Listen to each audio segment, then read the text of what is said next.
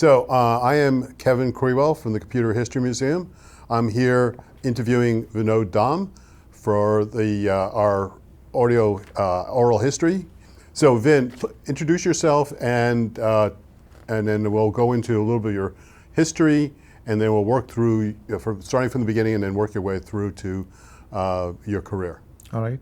My name is Vinod Dham. I'm an engineer by profession. And born in India, but came to this country about 50 years ago, literally 50 years ago, today.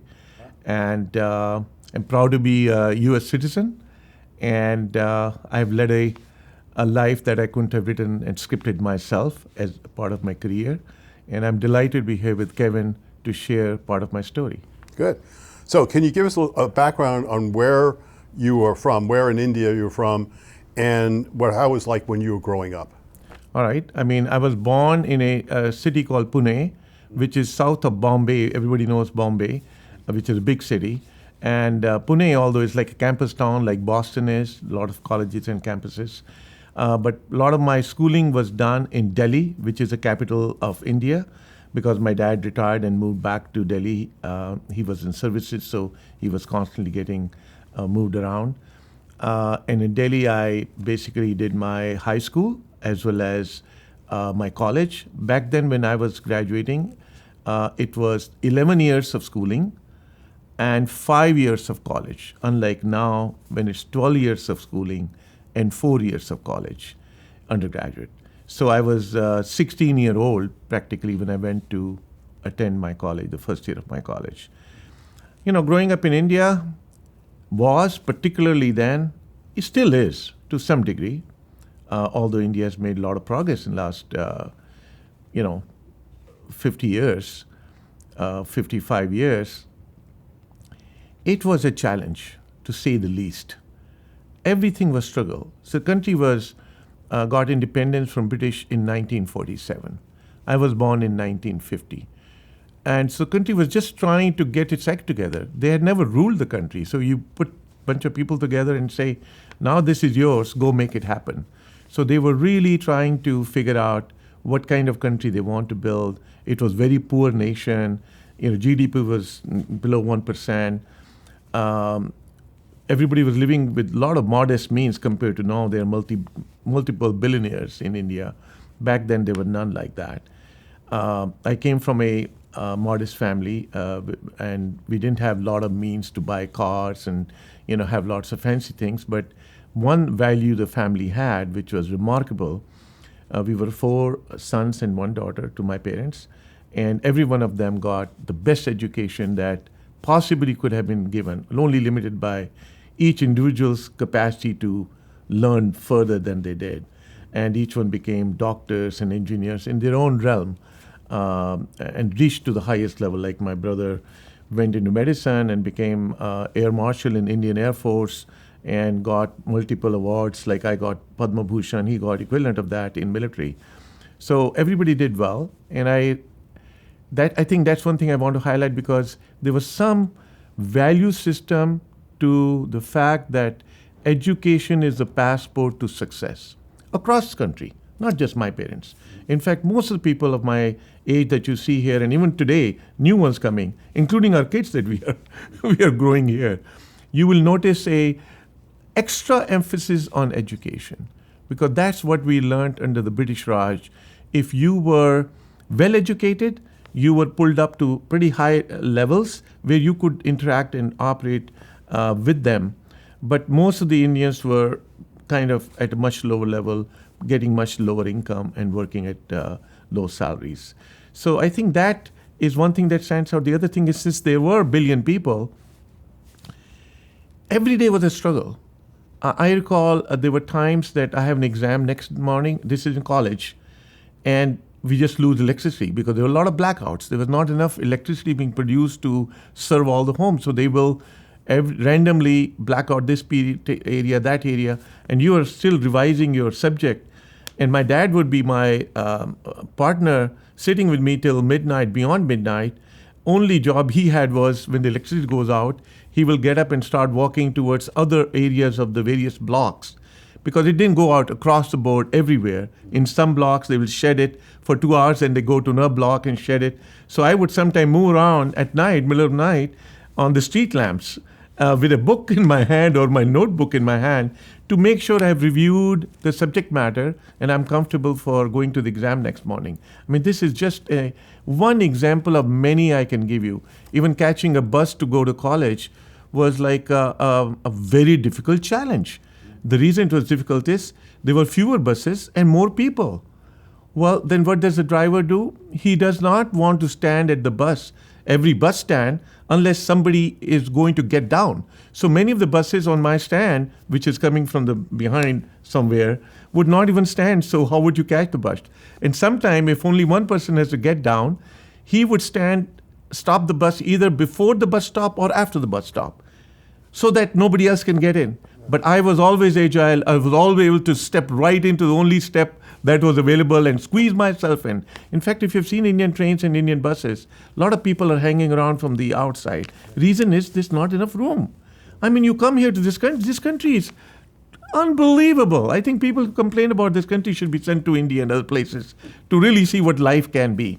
But I tell you one thing good that it does. I've really over the years analyzed.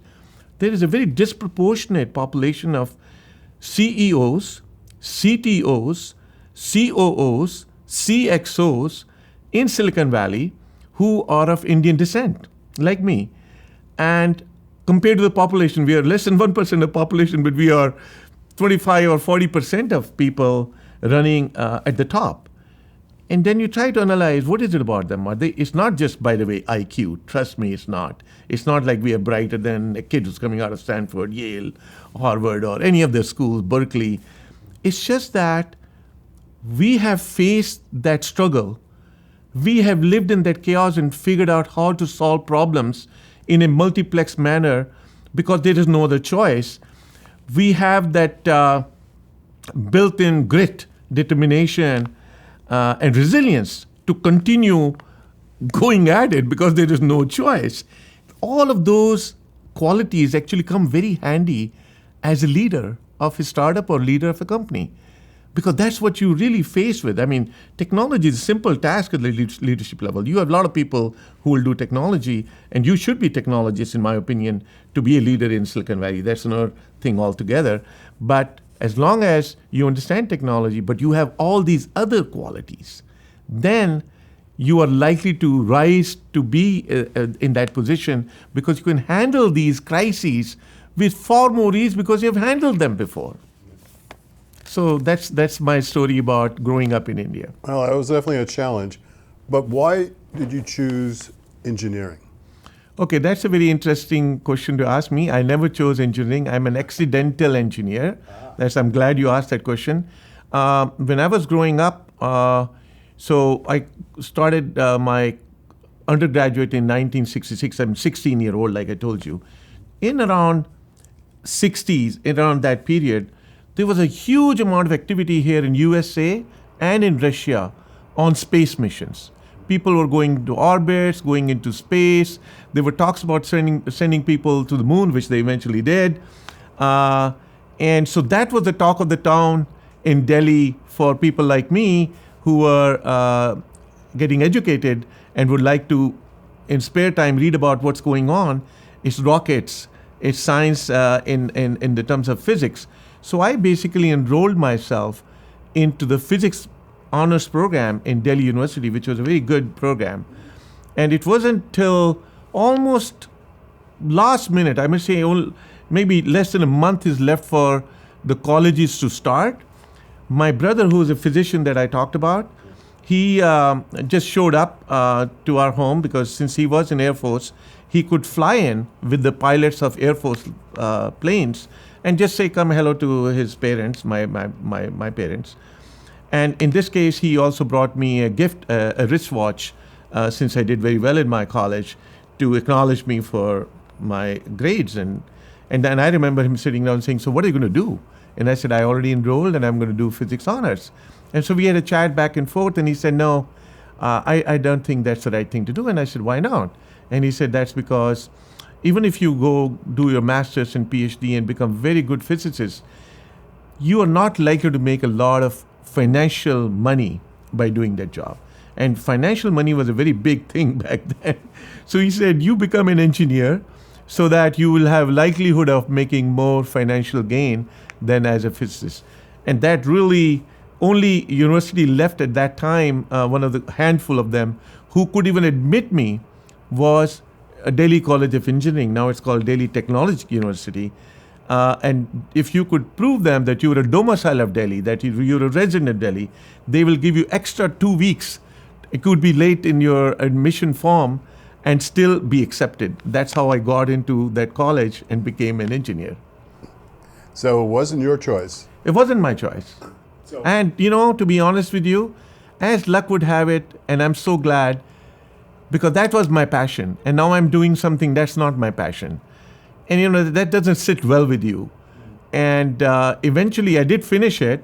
But when I came here, I did my master's and I finished all of my PhD program, although I didn't get a PhD because I didn't do my thesis, in solid state physics, which is the physics of semiconductors. Yeah. So I ended up actually getting back into physics a little later than I would have liked to, but I'm glad I did, because when I did, I found that to be absolutely something I was so passionate about that I spent last 50 years just in the semiconductor industry. It was a perfect mix of engineering and physics. Exactly, but it just came about in kind of a oddball manner. So anything else you want to relate about your college years getting through the engineering side and before you came to the United States? I think the college was very boring for me, to be honest with you, because here's a 5-year college. They only took 70 kids each in civil, electrical, and mechanical. There was no electronics. By the way, I never studied computer science and semiconductors in my undergraduate program. They didn't even have a program as such back then. But they had electrical, and luckily for me and 30 of my other class fellows, for the first time in 4th and 5th year, which is last 2 years, they took the 30 top kids in the university and said, you have an option if you want to go to electronics. So they had started elective called electronics, which I took, which is where I got a lot more joy last 2 years of my college than I did the first 3 years, because first 3 years they were teaching me thermodynamics, strength of materials, fluid mechanic, subjects that refrigeration, heat engine. I would wonder what the hell I could do with electrical and electronics. Why am I here? So I kept on, I just went through it and made sure that I got good grades, but it wasn't like something I enjoyed or worked at very hard. But it's not till when I hit the electronics part, I stood out and I scored very, very high. And it wasn't until I came here and got my solid state physics degree where I truly excelled. But before you did that, you did join Continental Devices in India. I did. So, now it's circa 1971. 5 years later, from 66, I'm graduated. I'm 21-year-old. And lo and behold, India had at that time practically no semiconductor industry. All these companies called IT services company, Infosys, TCS, Wipro, and dozens of others did not exist. There was no software, period. There was no IT services. There were no personal computers, anything like that. And so what was there? Philips had some presence. They used to sell radios, but it was more like distribution and sales and marketing, not engineering. There was no chip being designed or circuit board being designed or a device being designed, nothing like that. Now, Government of India had a few opportunities where you could do some nuclear physics or work for nuclear reactors and things like that in military. But those opportunities tend to be in south of India. And Delhi is up north. I'm from North India, thousands of miles away. I'm the youngest in my family. India had a tradition that as each member of the family gets married and moves out, the youngest one stays with the family and takes care of the parents, because by then they have aged old enough. There were no old age homes that you go to or some places that you migrate to. You just live and die in your own home. And towards the end, your youngest son takes care of you. In return for that, he also gets a home to live in. So that's the kind of arrangement the even traditionally has had. I'm pretty sure things have changed now. So my dad didn't want me to go anywhere but be in the house and just stay there. And so I ended up saying, so no, college was for me, not a lot of fun. And then you, after school, you went to Continental Devices? Yeah, so that was, I think, God sent for me. I mean, there have been few moments in my life where life has taken a turn, not because I was any smarter, because somebody guided me or some force, like let the force be behind you. So there was some force guiding me. A friend of my other brother, when he found out my brother boasting about how well I've done in college and how I stood first and all that, and he said, and I was standing there and he said, what are you going to do? And I said, I don't have any job and there are really no jobs. He goes, oh no, come on, I'll give you, brother, a piece of paper. You fill up all the particulars and give it back to him, and he can give it back to me, and I'll make sure you get a interview call.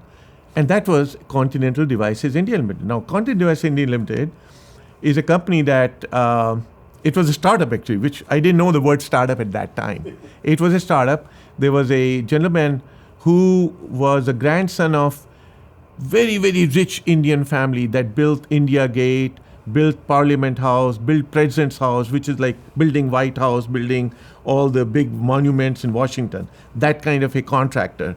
And the grandson decided he did not want to follow footsteps of his lineage of people building things, but he was very rich. So he went out for this search, and he went to London School of Economics, and he was well studied. And he discovered, according to him, he told me later, we became very good friends when I was become popular with Intel and Pentium. He would read about me. When I would go back, he'll fetch me and bring me to his home and make me stay in his home and tell me stories about CDL, how it got created. And he said that he read in a popular electronics magazine that there was a germanium and silicon will be the two materials that will become very popular in making devices. And that's how he came to California, signed up with Teledyne Semiconductors, which was in Hawthorne, California at that time, and a license to get the technology. So all of the technology came from here. And so it was a startup in the sense that I was setting up diffusion furnaces, epitaxial furnaces, etching, metallurgy,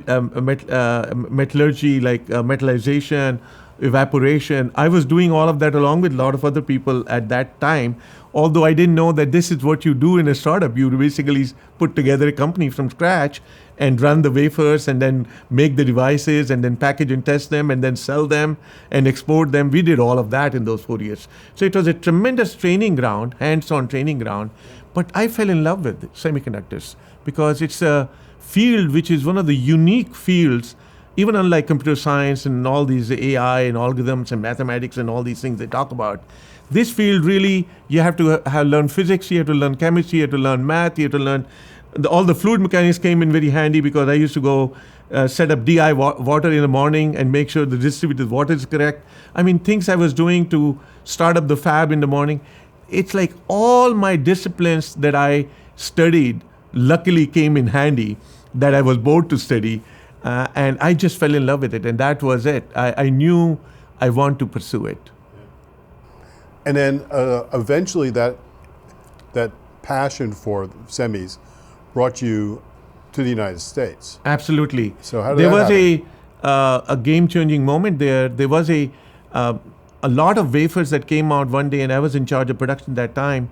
And I sat down on the tester. We had a Tektronix tester with a device under test socket, and I'll plug a few devices to make sure, the VB and VC and all these characteristics all working fine. And I'll find there was a kink in all of these characteristics, all of these curves that I was looking at. And I called my senior colleagues who were supposedly PhDs and much more higher studied, and they had a lot of theories about surface states and nano cracks and all this stuff that I didn't really understand because I had not studied semiconductors.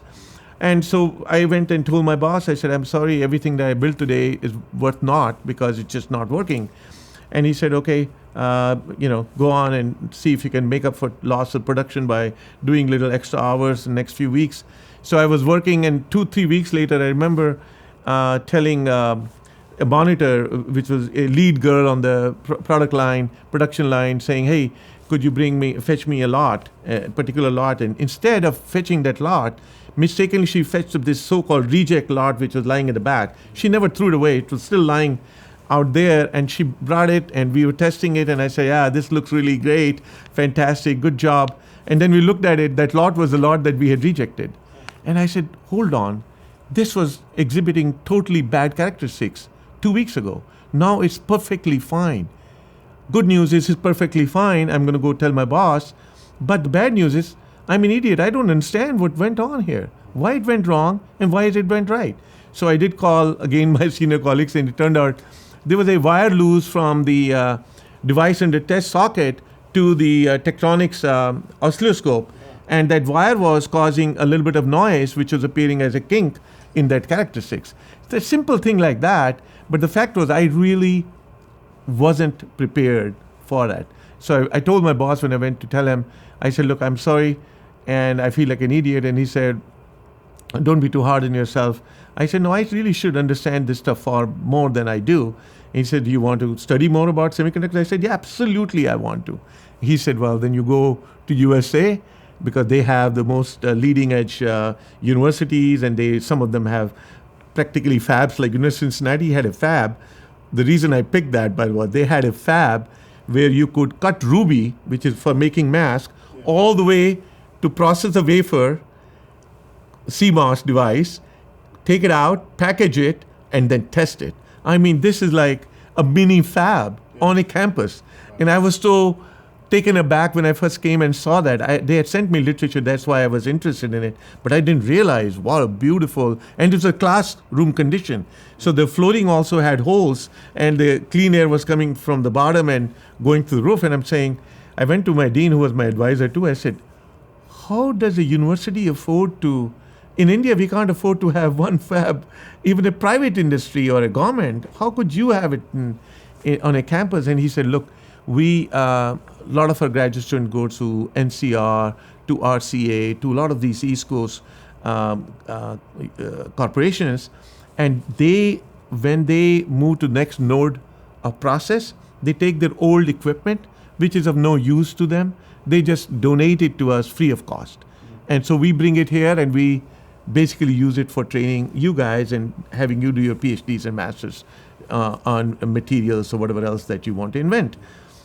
Which was very fascinating. I'm trying to do the same thing in India now, by the way, having learned how they did that. But that's how I picked the campus also. Not only they gave me free tuition and a scholarship, it was a scholarship plus research assistantship, $325. And I had to set up an epitaxial equipment from scratch. And part of it's, by the way, plumbing, which for me, coming from India for the first time to this country and never seen anything outside, to go to shops to find pipes and nuts and, put together this, and then grow silicon germanium alloys. Back then was my project. Well, it was just absolute love at first sight. And within 9 months of being there, my head of department, Dr. Henderson, came to me and told me, he said, hey, something he said that you have to, we want you to teach, be a teaching assistant. Okay. And I had never taught, and I have never spoken in front of anybody in my life. And I said, no. He said, we'll pay you $625. I was going to go to $350 from $325. Instead, they will raise it to $625.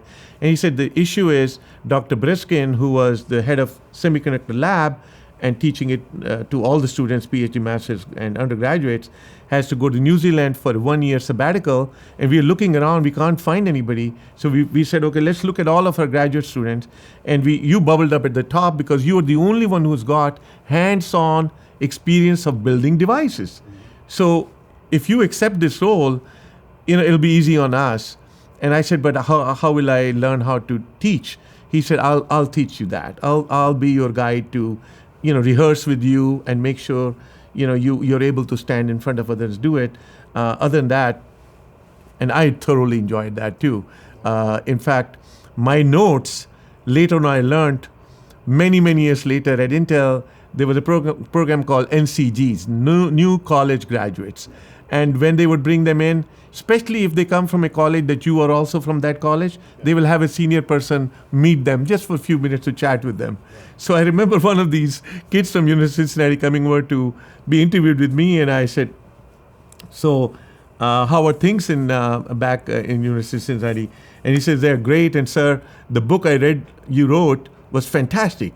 And I said, excuse me for a second, I never wrote any book. How could you have written a book that I never wrote? He said, no, I read a book. It had your name on it. I said, hold on. I picked up the phone. I still had the phone number because I was in touch with him. I called Dr. Henderson. I said, is there a book on my name? He said, yes. I said, but sir, I never wrote one. He said, you remember all the papers you had compiled and you were teaching, and there were 12 chapters to it? I said, yeah. And you had put them together like in a binder? I said, yeah. He said, what we did was we really printed it out, bound it solid, gave some attribution to you, and we sell it for $25 to a student who takes the lab class. So and I laughed at it. I said, so where's my royalty? He just laughed at me. He said, I don't think you deserve any, you got plenty. So, but that's, it was beautiful to hear that the work I did was actually coming to use for not just my class, but for many classes that followed after that. Now, University of Cincinnati, least known as it may be in semiconductor, it did create some powerful people, and the multi-billionaire second biggest company in Taiwan, MediaTek CEO, was my batchmate, classmate, and roommate in terms of the sharing the graduate student office on the campus in University of Cincinnati. Really? He's from there too. Oh, wow. Yes. So University of Cincinnati, do they still have that same program? So I'm going next year. Interestingly, they are giving me the highest award they ever give to some William Taft, some ex-president of the United States. They've named it after him. And it's on August 16th. Oh, I'm sorry, April 16th. I'll be there with my wife to receive the award. And I have requested them that I want to take a tour of the semiconductor lab and just see, have they upgraded it? Have they really brought new equipment? And are they still as vibrant as they used to be? I hope they are, because that's where a lot of us really came from and learned. And there are a lot of kids from University of Cincinnati who, in Silicon Valley, who learned hands-on fabrication side, particularly, and device physics side, more than circuit design side. Right. Wow, that's interesting. So, yeah, congratulations on Thank that. you. Yeah. Thank you. So, okay, now you're in graduate school, Yeah. doing really well, having fun. You eventually go to work for NCR. Yes. So that's very interesting. So, So this is circa 1977. So I came in 75. I enrolled with a PhD program, and it was funded by NASA, and it was in compound semiconductors. And in 77, I had a change of heart. One of my graduate student colleague who was in biomedical and used to plant those, heart machines into dogs. Yeah. What are they called? The pacemaker, or pacemakers. And he was experimenting with dogs, and but he was already married. He had a wife. Who was hair salon person, and he had a home. And he one day invited me to his home for evening. I'd never been to a single family home in somebody's home in America. This was my first opportunity as a student, and I saw the life he's living. Cars and stereos and sounds and musics, and I said, wow, my gosh, if I'm likely to go back, because initially I thought I'll go back to India after my education and be with my mom, and because my dad had passed away before I came, so that's why she was alone, and I thought I will go away, and I thought I should enjoy a little bit, not just spend all my time, studying. And I had shared that with my advisor, who got extremely upset about it, because he said, hey, I received this funding, and pulled out those papers from NASA to show me my name on it, saying I've got this funding for research, and if you not do the research, I'd look bad. And I said, okay, that's fine. I'll just go ahead and finish it, because, they're very powerful people. Back then, there was no H-1B visas for your information. There was a foreign student visa. You come in, your professor writes you a letter of recommendation to get practical training in a company. Then it's up to you in that company whether you really rise up to the high enough level where they say, yeah, please come work with us. That's what the system was. So the first step was he had to write the recommendation. You can't really get him on the wrong side. So I really placated him saying, I will not do anything unless you are okay with it. So he came back to me a few months later. I had yet not finished even my master's credits and said, you've been wanting to step out after master's. I said, no, I would not do that. No, he said, I know you wanted to. I said, but I told you I will not want to do it. He said, well, I'll let you do that on one condition. If you only go to NCR in Dayton, Ohio and interview, even if they don't accept you, I will accept your condition. And I said, why? He said, because they are desperately behind on one very important project. They don't need an NCG. They need somebody who really is familiar with technology and understands technology. And you are at the top of our list of all the graduate and postgraduate students. And I said, but I don't have a car. He said, I'll drive you. So my advisor drove me up to, it's about 60 miles north of Cincinnati, Dayton is. He took me there. I interviewed all day. They offered me a job, and I took the job the very night they offered me because they forced me to take the job that day because we were about 5 or 6 students from India there and on campus. And they were all senior to me. And they were telling me there's a thing called recession going on in America. I had not heard of the word recession when I came from India. I mean, I was 21-year-old. What the hell do you know about 25-year-old what recession is? And they said that means there are no jobs and people are unemployed and the only way you stick around here is take more courses and do PhDs and other. And here was a company giving me an offer to accept a job. And when that came to my mind, I said, boy, I'll be really foolish not to accept the job. I did, although I was foolish to have accepted the job, only for one reason. Although I loved NCR, small microelectronics facility in Miamisburg, Ohio, which was a little bit away from the big corporation where they were making point-of-sale terminals. They were a dominant player in POS at that time. And I loved my boss, Dr. Trudell. He was from Bell Labs, a very, very smart guy who taught me everything about research, how to do research on. And we were building EAROMs, which is electrically alterable read-only memories, which in here they call them flash. I think Toshiba called flash, and that took off, and everybody called. We used to call it Intel E-squared PROM, EEPROM. But in NCR we called it EAROM.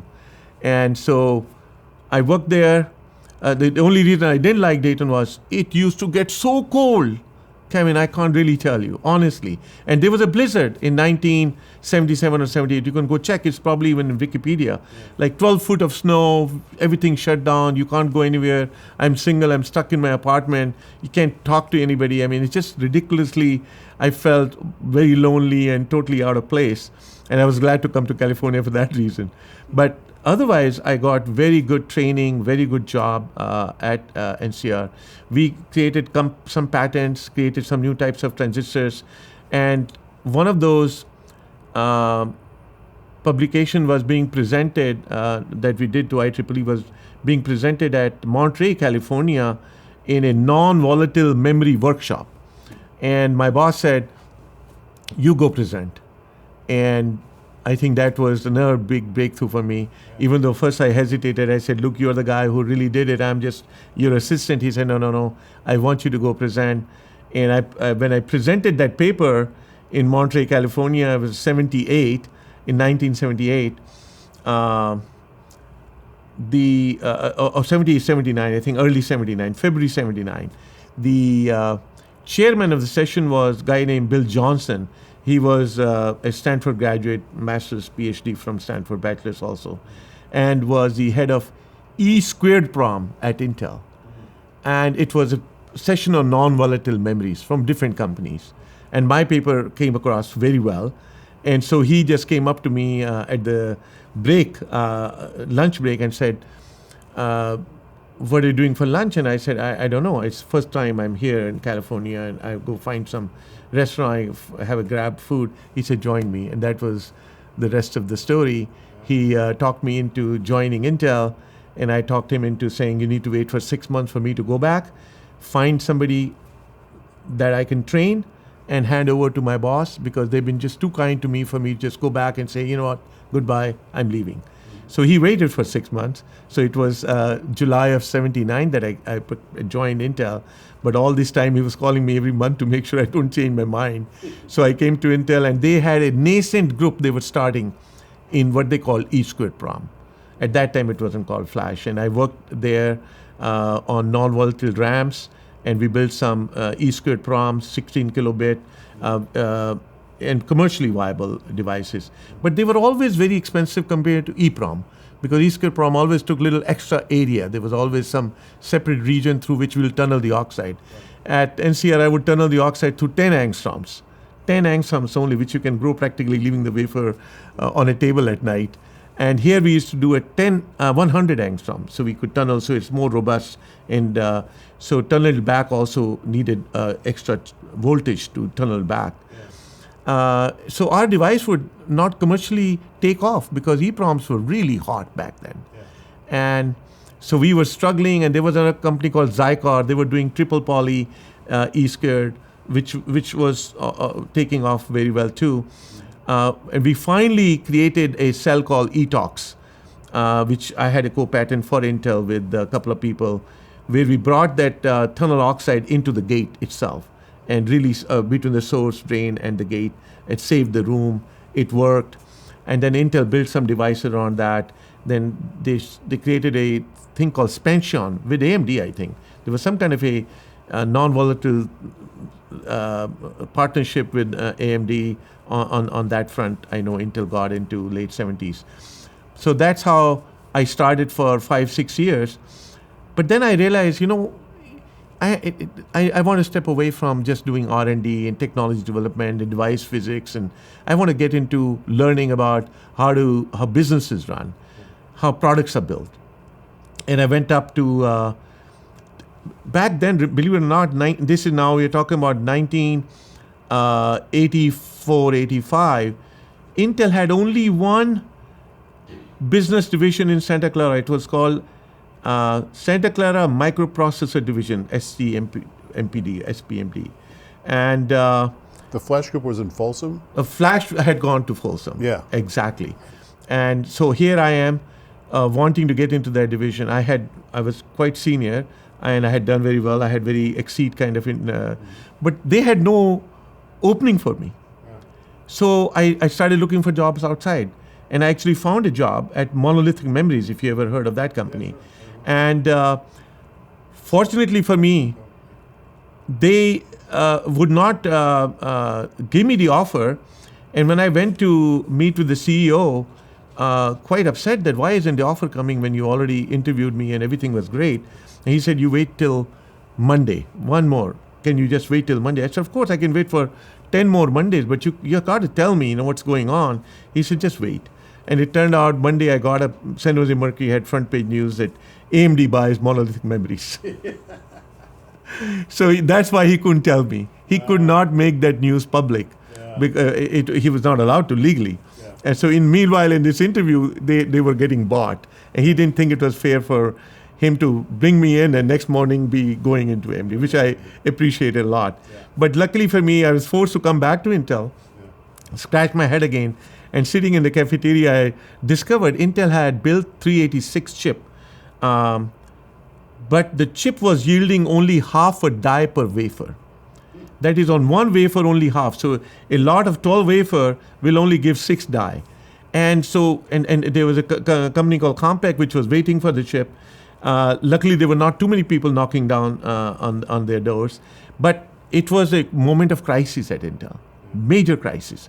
And they had, design engineers had done A, B, C, D, E, F, G, H revs of design and tried to clean up any areas that they thought they could be causing poor yield issues. And the fab was Livermore Fab 3. They were the 6-inch wafer.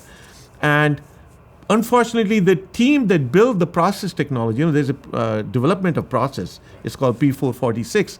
Intel got out of static RAMs. The process was built for static RAM on the same process we used to build logics. Oh, okay. So, but the team was disbanded because Intel decided to get out of memories. It wasn't making money for them or whatever the reason was.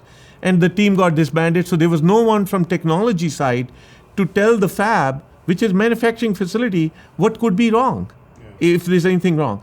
Now, since I came from that background of technology, I had this hunch and instinct. I think I can help them solve the problem. So what I offered to the general manager, Jean Clournay of the Santa Clara Microprocessor Division, that I know you don't have job for me in any of those 4 projects you have, various groups that are doing 8086 or 286 or 386/486. And then he had a program called Vector Processor N10. And he had one guy heading up each one of them. He said, you are that level, I don't have roles for you. I said, how about if I just come in as an individual contributor? Intel had a thing called individual contributor versus management. And I help you improve the yield on 386. And he was delighted because he himself didn't know much about process technology. So I got drafted on a task force under Craig Barrett, who went on to become Intel CEO and chairman of the company. And so he ran that task force. And we, along with the 3 or 4 people from Fab 3, and I moved to Fremont at that time just to be close to Livermore, we worked on low yield analysis and found out what was really wrong. There was an issue with the dielectric constant assumption that designers had made versus the kind of oxynitride the fab was developing. And there was a difference in the numbers. And once we zeroed in on that and we fixed that, it just went from half to 11 to 22 die within 9-month period. So we were a tremendous success. And I think I got Barrett's attention. And that was the beginning of my career in microprocessors. So when I came in, first they gave me 386 compaction, which is really a follow-on design, which I didn't have to design or anything. Somebody else designed it. Right. They shrink it smaller on a next generation technology. But I was made in charge of making sure you make sure there's plenty availability and products is plenty available. And it went very well, the quality and reliability and all that. And just as that was going very well, the guy who was running 486 program, 486 and 386, a guy named Gene Hill, who he got picked up by LSI Logic. There was a concept of RISC technology that just had begun. Reduced instruction set computing, a new type of chips, as opposed to complex instruction set computing that we were building at Intel. So he left, and suddenly there was a vacuum for that role. And Dave House, who is quite involved with this Computer History Museum here too, yes. Wonderful, wonderful human being. He was in charge of the group vice president of all of this microprocessor division. I remember him calling me and said, hey, I have some big shoes for you to fill. And so, get ready to do that. And then he shared with me that you're going to run both the 486 and of course, the 386 program was finishing. Focus was all on 486. I finished 486, designed. It was almost like 3/4 way there. Design manager was actually on 486, Pat Gelsinger, who went on to become, again, Intel CEO. He was the design manager. There were other people in the design team. There were architects like John Crawford involved in that. Mm-hmm.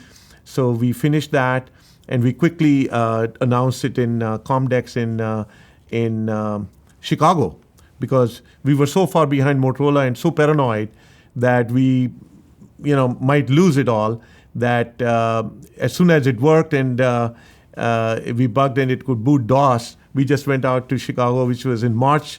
Normally we would wait till Comdex in Los Angeles in fall to announce our new products. But we announced that early, I remember, because Andy said, let's not wait. We are already so far behind. We need to let the world know that we have a product and they should start buying from us. Yeah. So that was a great success. And then I ran 486 as a general manager. And 486 is the first product and I had a great colleague with me, Bill Rash, who was more marketing, sales, and very smart guy, who came up with the idea of good, better, best. So why do we have one chip and we just give them different frequency speeds? Why don't we make 3 chips and we can price one at $600, one at $400, one at $200? And so we created these 3 chips, 486 SX, DX, and DX2. These are just basic variations for creating clock doublers and things like that. Now, SX was a different story, very interesting product we created. I'll share with you because you're from AMD, you'll probably appreciate a lot more. AMD by then had done 386, and they were really doing great 386. Mm-hmm. And what they did, since they didn't have 486, they started pushing 386 higher and higher in speed. We had no interest in pushing 386 higher in speed because we would rather make more money by selling 486. So now we had a dilemma where Compaq would come and say, by the way, since you don't make 386, I'm getting a cheap 386 40 megahertz, and I'm going to go buy that. And we didn't want to give them any chance to buy anything from AMD. So what we did, we took 486 and we just disconnected the floating point, called it an SX. So it took 1 minute job to go do that because the chip actually had the thing on it, except the pin didn't connect to it. And we started selling at the same price as AMD's 4640. So we prevented competition from taking a foothold in a field where our paranoid was, hey, we don't want to let them in once the door opens. Like you were saying, you told if Acer has come in, then that's a good news because it'll allow others to come in. Right. Same thing, same type of paranoia was there. Yes, don't open the door for them. Exactly. So you're willing to take lower margins on the die. Exactly. Just to keep the competition out. Absolutely. So I was absolutely enjoying 46. It become over $1 billion business. Intel was already becoming a top company, and that's when I recall.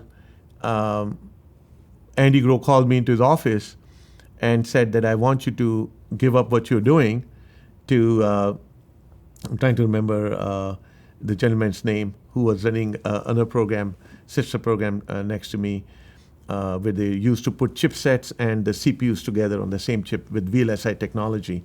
His name is escaping me. He said, I'm going to give your division over to him, but you need to now step in to start from scratch the next program. We didn't call it Pentium at that time. We didn't have a name, but internally we called it P5, processor number 5. So I had a little hesitation saying, boy, I'm enjoying this. Finally, I'm doing what I wanted to do, and he's taking away and putting me back into R&D mode again.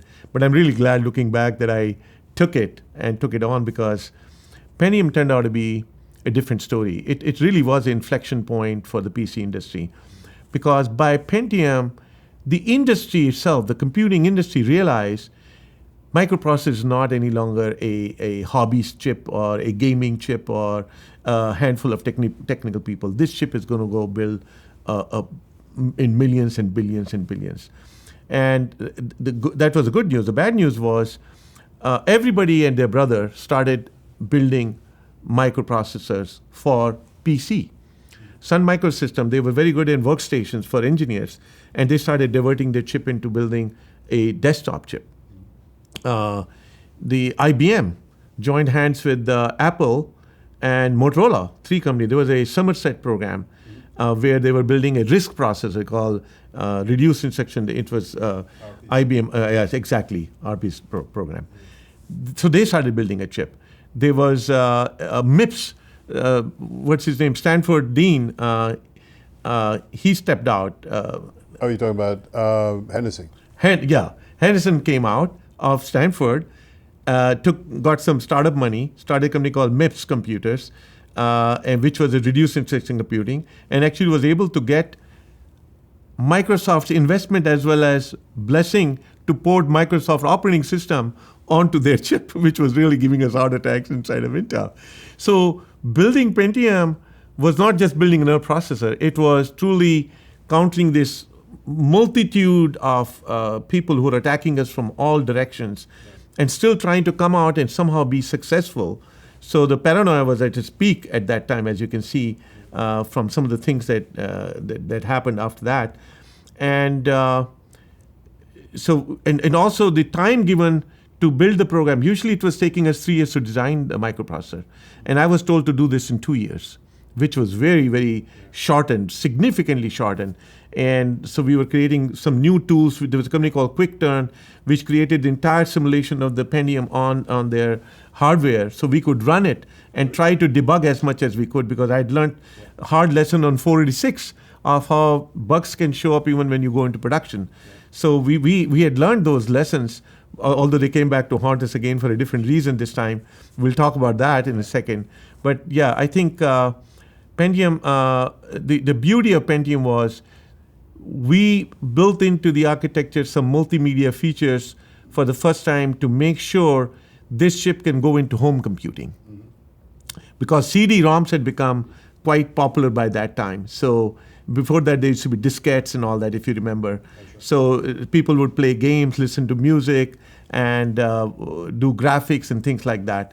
So we positioned it in a very interesting way to make sure it becomes a household name. The Pentium name also was given not only because of that reason, but also Intel was getting worried about that, hey, competition, in this case AMD, can keep on coming up and calling their chips 486, 586, 686, because the numbers were not trademarkable. Although names, the words and names can be copyrighted. So that was really the shift towards that, and Intel Inside campaign. So all of that helped us really make Pentium put Intel on the top. It really put Intel on top of the world. Intel was the largest market cap company for a few days, and was top of the semiconductor companies, I know, for some period of time. And I really took a lot of pride in the fact that despite all odds, we somehow pulled it off. And HP was doing precision architecture, if you remember. So there was really no one left in the industry who wasn't really trying to get at us.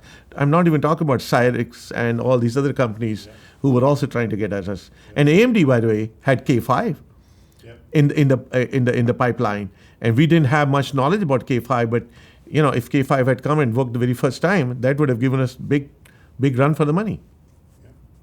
But you had two versions of Pentium, the P54 Pentium and then the P55 Pentium MMX, because that multimedia instructions with the MMX. We did 3 chips. I did 3 chips. First one was P5, which we call Pentium, and we were not sure a Pentium name will take off. So initially, the initial chips were even printed NX586. Oh, really?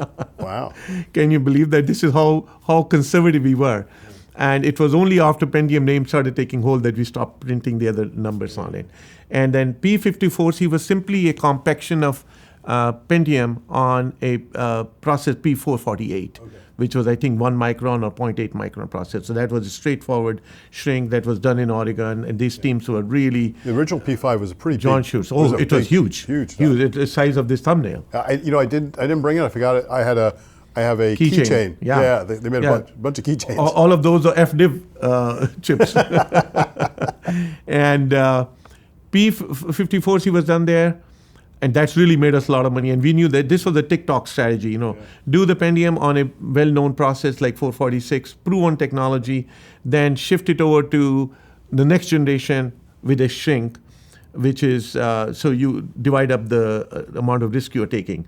Right. And then P55C was done it was the first full chip done of any kind in Haifa in Israel. Oh, really? Those guys, I would go there, they would always talk to me and say, hey, you guys always show us bits and pieces of chips to do, co-processors and RAMs, and give us something real to do. So I remember coming back and talking to, because this was a decision made at Groves level, whether a chip, because these were family jewels. They were always afraid of sending them out to anywhere other than out here.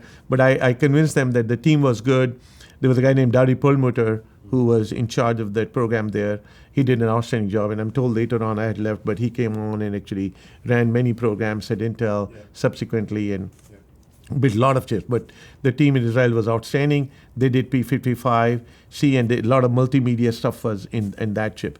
So those 3 chips I did during my era of doing Pentium, and they were all started by me in various ways. And those were critical, and that was an inflection point. That was an inflection point. Yeah, in fact, it was so successful.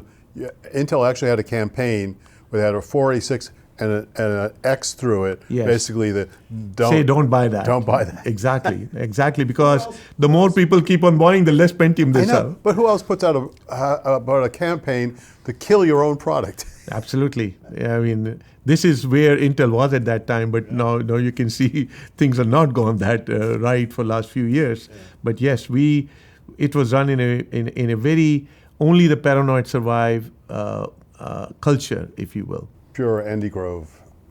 Yeah. Was Andy still CEO at that time? Yeah, he was the CEO. He was the CEO.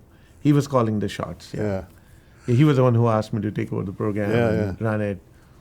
All right, so now Pentium program's going on really nicely, and then there's a bug detected in the chip. Yeah. And this becomes very controversial. Yes, we want to talk about that. Yeah. Yeah, I think, so I'll preface that by saying, keep on remembering what I keep on saying, that the culture of only the paranoia survive was at its peak at this time, because we were being surrounded by everyone and everyone, and so the paranoia was the highest. Right, and you didn't know what AMD's K5 was going to look like at that point in time, or any of these other chips, how they will work out or not work out, and so it was a crisis, right? So we failed miserably in dealing with the crisis, because in my mind, there are three things that you have to do in any crisis, whether it's a chip or it's a drug or it's an accident of plane or it's a railway crash or whatever happens in the world. The first thing is to acknowledge there is an issue, right? Second is to take responsibility. And the third is to overcorrect it, right? So let's analyze all three of them. The first one was to acknowledge the issue. So we at Intel had known about this FDiv issue prior to it came out in public by a professor, I forget his name, who independently discovered it. And we had discovered it and we were fixing it. And it takes a while to fix and the run to come out and then to production to start. But we did not disclose it to the public that, hey, we found it, don't worry, be happy, we'll fix it and it'll all be fine. Intent was not to say that, just keep on building, keep the impression and the amount going so the public can keep on buying the Pentium computers. And this is before companies put out erratas, or did you put out errata and you just didn't? Yeah. Because there's always usually an official errata. By the way, bugs and erratas have been there forever. Yeah. Why Pentium bug took off is the three reasons I'm telling you where it was badly mishandled. Okay. And somewhat in that sense of paranoia, mishandled with understanding of what a bug is. So instead of doing that, once the professor found out, not only we hired him as an advisor and all that into the company, but we started saying, there is a problem, but it's a minor issue. It's a very rare issue. It's not a bug. It's a flaw. It's nothing big. So we did not acknowledge that there is a problem. Yeah. Now, what really was different this time was, it wasn't just San Jose Mercury and Wall Street Journal or New York Times or a couple of newspapers who were following us. Internet did just begin to take off. And even though Netscape had not yet gone public, Internet existed, and most of the techies in the Valley who buy these computers were on Internet exchanging ideas.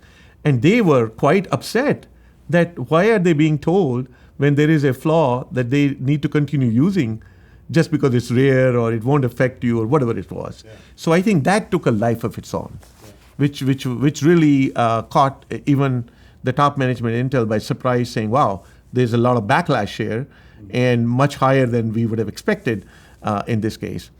And then the second thing is to take responsibility, to say, hey,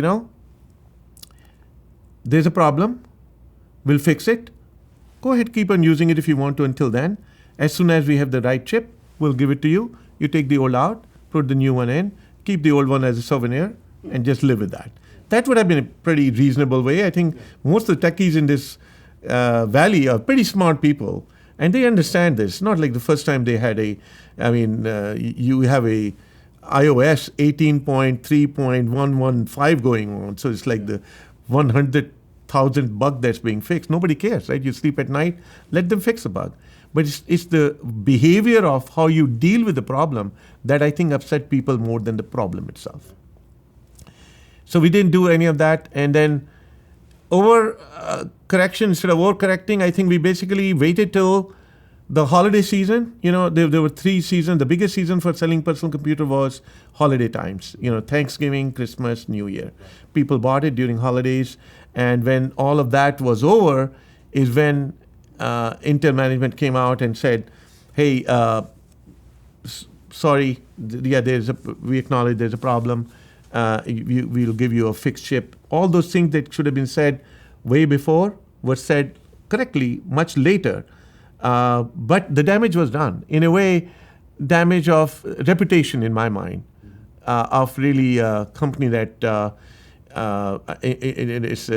I think the thing that stuck Andy Grove most, I remember late Andy Grove most, was There was a guy named Steve Alsop who used to write last page on Fortune magazine, just one page or opinion, whatever he used to write.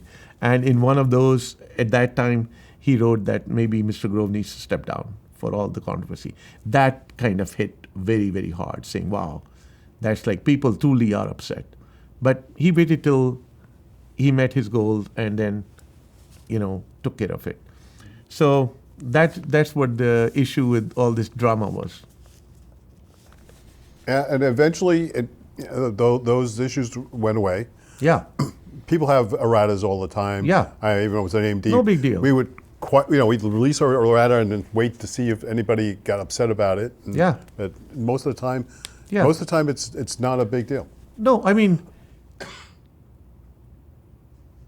we refused to call it even a bug. Yeah. We got so paranoid, we started calling it a flaw, and I mean, we lost it. So then what happened with you and Intel? Okay, so I was still at Intel. I was there for a while at Intel.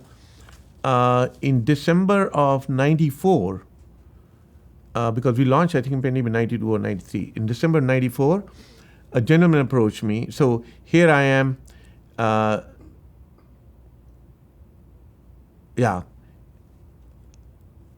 It's December '94. I'm 44-year-old. You read about companies going public here in Silicon Valley on a daily basis in Mercury News. In back of your mind, you have always this desire to do a thing called startup, which I had never done. And I had already been a vice president of Intel, my Pentium process division. I was, going up what I call the corporate ladder. Yeah. It was obvious I had a lifetime employment with Intel to do corporate jobs.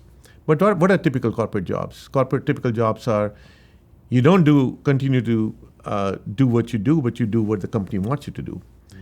So I get a call from a person saying, hey, meet me at, on Fair Oaks, there is this famous place where they interview all these headhunters come. He was an ex-Intel executive. And he met me, he said, there's a startup and they're looking for a x86 Pentium type guy and all that. And I said, no. When I learned a little bit about what that was, I didn't take any interest in it. So I'm back at Intel, and what I had Craig Barrett, who was really my mentor in many ways, came to me one day and said, around that time frame, maybe it's now January, said, when you're the first one, I'm going to share something in confidence, one-on-one. I'm going to become the next CEO, and very soon, and I'm going to organize a company, and we have decided, three of us, there were three in a box, Andy, Gordon, and Craig, that we will organize it to mirror Compaq. And I said, what does that mean? He said, when you go to Compaq, you spend one day with laptop division, one day with desktop division, one day with server division. I said, yeah. He says, now we'll have a server division at Intel, a laptop division at Intel, and desktop division at Intel. And then we will have a common product group that will feed into each division. Now, I'm going to give you an option. You're the first one I'm talking to. You can either pick server division, laptop division, or desktop division, be the general manager of that, or you can stay in the back and be the head of all the products that you deliver to all these divisions. It took me less than 30 seconds to tell him I don't like either one of them.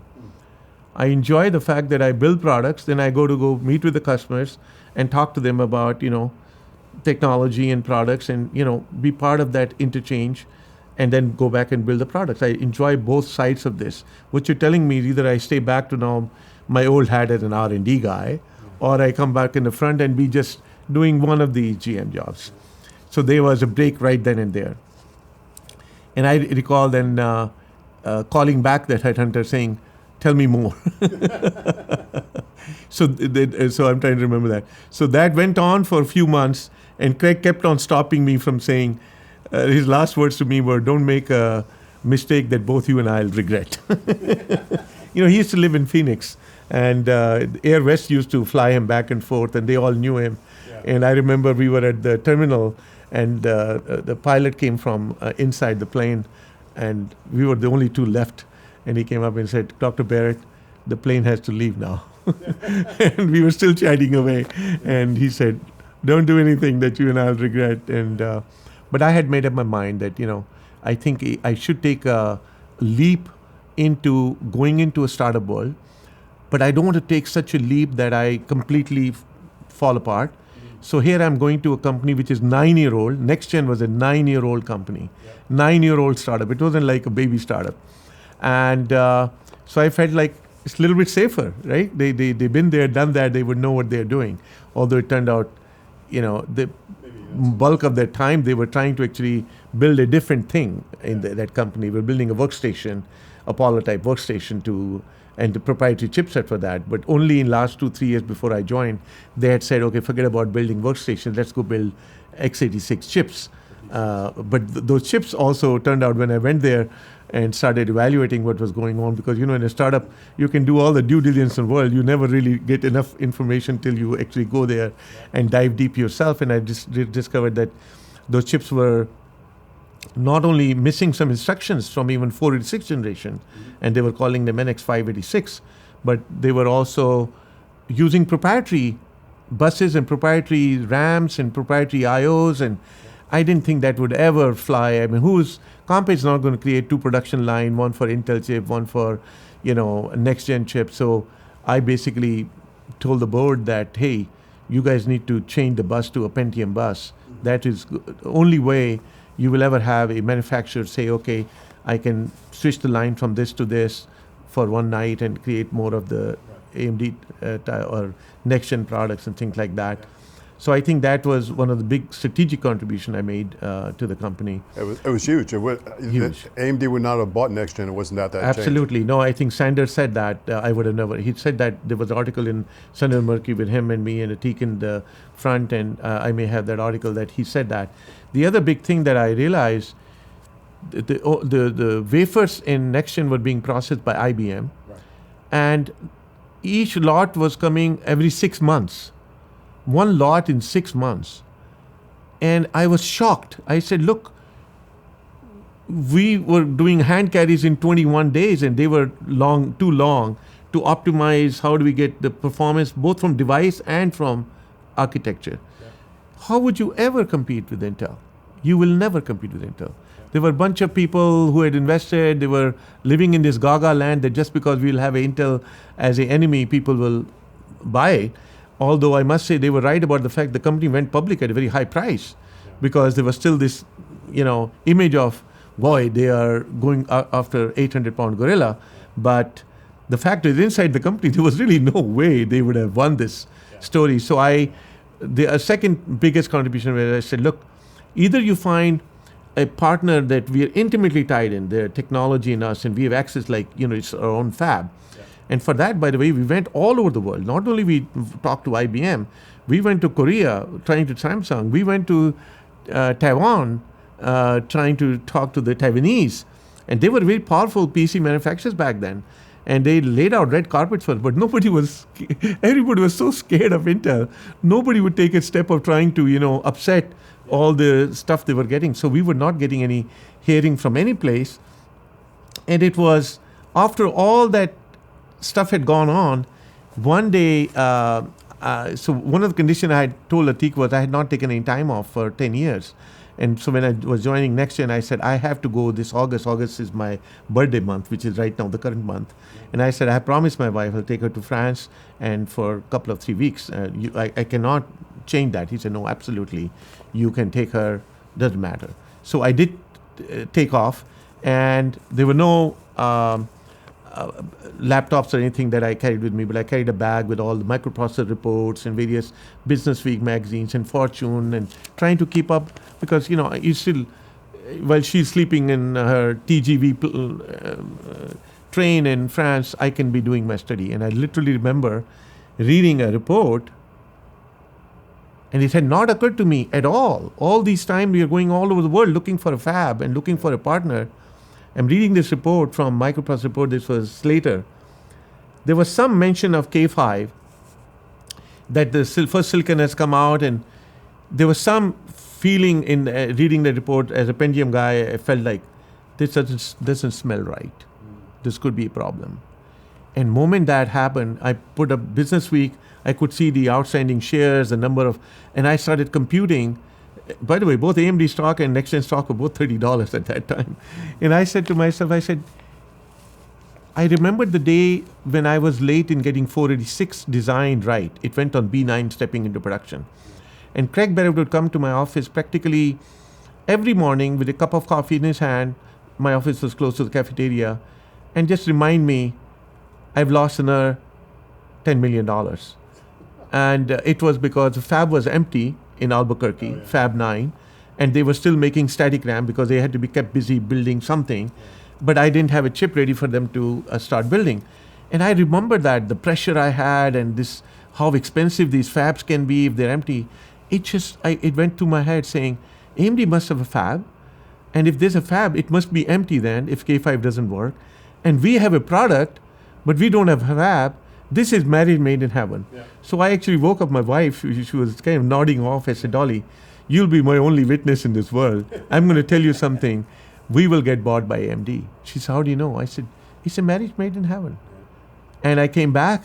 First day I came back from my vacation, I went to Atik's office, which was right next to Jensen mine. I said, Atik, we have somebody right in the backyard. We completely missed. We may be a great fit for that. Well, they probably considered AMD still a competitor as opposed to a partner at that Yes, so two things happened. One, Atik told me that I'm not talking to them. And I said, hold on. He's a very proud man. And I said, what happened? He said, well, you just came here 6 months ago. In 94 or 95, they came. They did a 1 week or 2 weeks of due diligence on Nexgen. We laid out all our plots, and NX586 was the chip. And we showed them everything, and they didn't buy us. And I said, why not? He said, because they don't have appreciation for, what I'm doing. Like what a fantastic chip I'm building in NX586. And I said, well, NX586 is not necessarily the most fantastic chip because it's missing even some 486 instructions. So I'm not surprised they didn't get that. So he said, in any way, if you want to do it, you can go work with them. Now, this is a very interesting story. I came to my office and I sat down. I was going to pick up the phone and dial a operator number at AMD and tell the operator to connect me to Sander, and then tell Sander who I am. And I thought he would know me. All of this. And I didn't do that. And about 7:30 at night, and he comes back to my office and says, it was on his mind because he was worried about it too. He was a smart guy. He knew something had to be done. So he said, did you do that? I said, no. He said, why not? I said, if I call this and I actually do this, you will get half the price of what you will get otherwise for the company because you will come across very desperate. And he said, yeah, that's right. I said, it needs to be done by first validating my information. Is it true that K5 is not working or not? So there was a right-hand man to Mr. Sanders. He was the head of sales. His name I'm forgetting for a second. He was from Steve Zielinski? Steve Zielinski. So Zielinski was a good friend of one of the board members from the Fairchild days. And so we connected two of them, and Zielinski spilled out all the beans to him and say that, yes, there's a problem. That completely validated my thesis. Yeah. And now it was just a matter of making a meeting them, which Zielinski very gladly created. And I remember I was told to go present to Sanders because, again, hey, go ahead and I don't want to be insulted. You will be insulted this time. I was insulted last time. And it turned out to be a very easy presentation, even though I had many slides. And I looked at Sanders and I said, I don't think I want to confound him with 30 slides of complexity. I want to just basically go on the board and tell him, either your stock is going to go to $3 or my stock is going to go to $3. It's for you to choose, and this is the reason. And show him a demo of NX686 integer unit on a Zoom tube or Zoom game program on a little terminal that we had outside waiting, two technical marketing guys who were on a cart with our PC showing the demo. He saw that and he said, I'm in. And then I think he and Atik got together in Los Angeles somewhere, and they worked out all the numbers and what the value of the company should be. All of that was done, by them, and then the company got sold. So this is how that. And that saved AMD, because you're right. They had a fab. They built it for the K5. The K5 was late, slow, and they could build all the 486s they want. Yes. But they were so small at that point in time. It would never. It was a fraction of the fab. Exactly. Yeah. Exactly. So I think I played some very strategic role in trying to get this. What I say, make lemonade out of lemon. That's my story about talking about Nexgen. If they had not done it, I don't think Nexgen would have survived. And I don't know what would have happened to AMD or not. It's a conjecture, but I think we gave feet to stay in x86 to AMD, and today, look where it is. Yeah. And the credit goes to Lisa, goes to Mark Peppermaster by all means, but the foundation was left there for them to go build on. The K6 was critical to starting that turnaround. And that was what the NX 586 eventually became the K6. NX 686 became 686 K6. K6, yeah. We added a floating point when we added some multimedia, and we, I was a group vice president, so I remained on the business side of things, and I helped Sanders. Sanders was a very savvy salesperson. He was a very smart marketing guy, and he sat down with me and he said, "How should we position it?" And the only thing I told him was, I said, "Look, there is no what we've been doing at Intel, and Intel continues doing, and the industry is fine with it. We give you double the performance every Christmas at the same price point." So the price of computer stays about $2,000. You get a lot more features, lot more extra bells and whistles, and a lot more performance, but you still pay $2,000. I said, if you could sell a sub-$1,000 machine, it will take off and create a new category, and it did. Actually, K6 created a sub-$1,000 category, and he reduced the price by he created this 25% lower price, 50% higher performance, and whatever the strategy was. But I think the key I gave him was, you need to position it so that you really play and create a new playing field. Yeah. Don't play in that field. You'll get crushed because they can drop the prices tomorrow and then there's no differentiation. But you go into a new field, take them a while. And actually it took them a while because what Intel did was they took Pentium and they disconnected some features out of it to create a Krypton, I forget, Celeron. Initially they created on the same chip, just like I did the SX story, they created SX story on Pentium to counter us very quickly. Yeah. But eventually they had to build a real Celeron chip because it was too expensive for cost-wise to build that. Yeah. Yeah. But we did create a sub-$1,000 category for the industry, for it was a great thing for the industry. Yeah. And now nobody wants to pay $2,000 unless it's an Apple machine. Well, it certainly changed the dynamics for the whole industry. Yeah. So you were doing pretty well at AMD, and then what made you decide to leave? Well, AMD, I was absolutely did you leave the first, most or did imperfect fit at AMD. Yeah. Well, Jerry was going to retire. And so Jerry was going to retire, and I think and Atik was supposed there to was be a guy named replacement. Rick Privet who was the president, who Right. was going to become the CEO. Yeah. But here was the problem.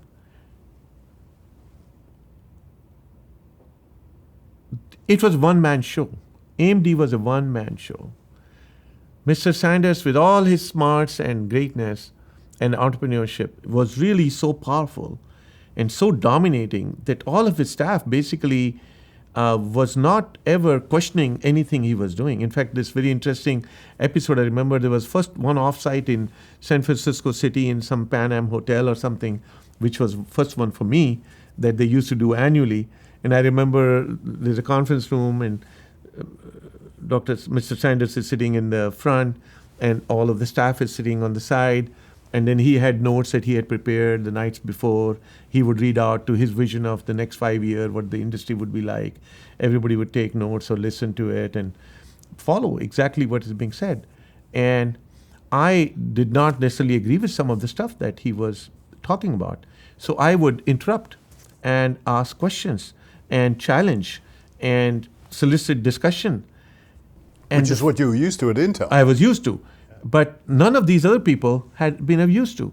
So then came the tea break, which was like an hour and a half or 2 hours after the morning session. As we were all getting up to leave, and Mr. Sanders already left because he was closer to the door, I heard a couple of people say, so far, for decades, it used to be a monologue. Today, there was a dialogue. And I turned around and I said, what do you mean? He says, nobody questioned him. You were the first one who has questioned him. I said, why not? But this had become the culture. So it was very, I had grown up in Intel culture, as you know. Right. I knew I was completely not fit in AMD culture. So the first opportunity I'll get. The reason I waited till 1 year, to tell you the truth, is a very interesting story. And that story is, I came from Intel, where I started my life basically. At NCR, I don't even know what a stock is, right? Not to talk about stock option. I just come from India, I've got a job, I'm happy to get a job for God's sake, you know. And now I'm coming to Intel, I'm happy to get a job at Intel, and Intel gave me very good salary, almost doubled my salary from what I was getting at NCR, which I thought was a mistake, but it turned out not to be a mistake. They were continuing to grow it. But they also gave me stock options. And that's the first time I learned that there's a thing called stock option, because initially I remember when they told me you're getting a stock option, but they are $50 stock, and the market price is $50, and this is worth zero. I was quite unhappy about saying, what did they give me? It's just a paper. But you wait for some time and it becomes worthwhile. I didn't even know that at that time. But when I joined Nexgen, I had no knowledge what is behind the stock option. When I joined them, it turned out it was a 9-year-old startup. They had exhausted bulk of all the stock options that were in the pool for employees. Since I was coming in as number 2 chief operating officer, and the only thing they were giving me substantial was options, because they couldn't pay me the same money I was getting at Intel being a startup. I took a huge pay cut. They asked the lawyer, his name will come to my mind, because he still reminds me that there should be a poster standing in front of his driveway. Where is it? Because he, in the new stock option plan, and he said it was customary by then, in 1994, 95, in Silicon Valley, to put a clause that in case of change of control, all options will get accelerated and vested instantly. So I've joined them in May, and my stock option got all vested in December or January, like 6 months later. I'm 100% vested. All of my 4 years of huge stocks that they gave me is vested. And I don't know about it, because I don't go read these stock option plans and papers and whatever. I didn't have lawyers or anything. And I'm sitting home as the merger is taking place in the White House. And on a Friday, the White House is the nickname for the AMD headquarters. AMD office, headquarters. Which is gone. It's like it's gone, yeah. But it's a beautiful White House, beautiful building. It's Friday. Me and my wife are going to go out on a date, and we're just taking care of the dog. And Ati comes and knocks on the door, and tells my wife, "Can I take your husband away?" And she says, "It's going to be just a little bit, or are you going to? I should just plan my own evening for dinner." She said, "Yeah, plan your own evening for dinner. I'm taking him away." So I get into his car. I said, "Where are we going?" He said, "We're going to the White House." And I said, "Whoa, Friday, 7 o'clock. Who's there?" He said, "The big boss." I said, "Why? Did I do something wrong?" He said, "No, there is something wrong." I said, "What's wrong?" Then he shared with me this. And it was found by, what was your lawyer's name? There was a top lawyer who worked with Sanders. He was a very smart guy. I can't think of his name. He, during reading all the, as part of merger, they read everything, I guess. Yeah. They had found that out, that I'm fully vested, and therefore there's no control on me, and I can leave tomorrow morning. Right. So I was brought in to be told that if I stayed for 1 year, what type of compensation, awards, rewards, bonuses, stock options, things like that I'll get to make the, what they call it, golden handcuffs. Yes. So they put a golden handcuffs on me For a year. for 1 year. Yeah. For 1 year. To I guess pick my brains and make sure there's some value, whatever value I could bring has been brought about. Well, they wanted continuity too. Yeah. So that's what happened. And then I left AMD, and this time I wanted to do my own startup, because it was one thing to go to Nexgen, which is old. How do you go? And there was just a nascent startup again. It wasn't just mine. That 3 MIT, 20-something crowd had started with a very innovative, creative idea by licensing technology out of MIT. It was called reconfigurable computing. And they already had a design engineer who already was going to tape out the chip. So by the time I was coming on board, 6 months into the company, we were only about, I think, 6 or 8 people, but they had already started planning it, which we let. But that idea was dead on arrival. It didn't work. It worked in a prototype way, but not in a commercial way. And by then I had already raised $60 million for the company. As I came on board, a lot of people threw money at the company. These were good old heady days of, remember, .com. Yeah. People wanted to throw money. They were upset if you didn't take their money. So I was in a big dilemma to say, and I did talk to the board, and I said, I'll return the money to who are, because I've not used it. It's all lying here. Let's go do whatever you guys want to do. And they said, one of the board members was a Cisco vice president. Cisco had put some money in there too. Mike Volpe had. And he said, you just give us, he told the board, give us 1 week and we may come back with proposal. And so Cisco had a plan to build a VoIP chip. And they had complete insight into that whole industry of networking and voice over internet and how they wanted to build about. And they assigned a couple of engineers, and they told us how to build the chip. We built a chip for them with their help, with the same money, with the same team we had. And we sold with their help to Broadcom for $1.2 billion. Yeah, those are crazy days. Yeah. That was happening a lot. Broadcom was buying companies right and left at that point. They had bought 17 companies. Yeah, it was crazy. And I remember we were in Mountain View, and I was elder to Henry Nicholas. So he was another. I had a unique fortune of working for Andy Grove, for W.J. Sanders, and then for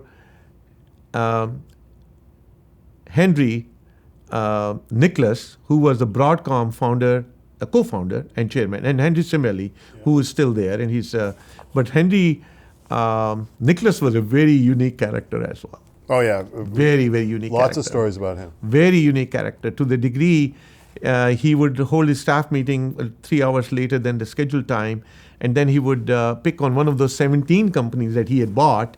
It was there. We didn't know whose turn that will be that evening. And then he'll spend all next 3 hours only discussing with that one CEO all the stuff. And remaining 16 of us we are also direct reports, not like he made us report into anyone else. Yeah. And we will be sitting there wondering, what are we doing here? And so I stopped going to Irvine to attend his meetings. He used to hold them in his headquarters was in Irvine, LA. Yeah. And then after a while, I remember he asked me, he said, hey, why don't you come to my staff meeting? And he was in my office in Silicon Spice. I said, you're at least 5-10 years older than me, aren't you? He said, yeah, I think about 7 years older than you. I said, then I don't want to be disrespectful to you, but you don't know how to run a meeting. And I said, I worked with people like Andy Grove who knew how to run a meeting. Okay, you don't know how to run a meeting, and this is what you do.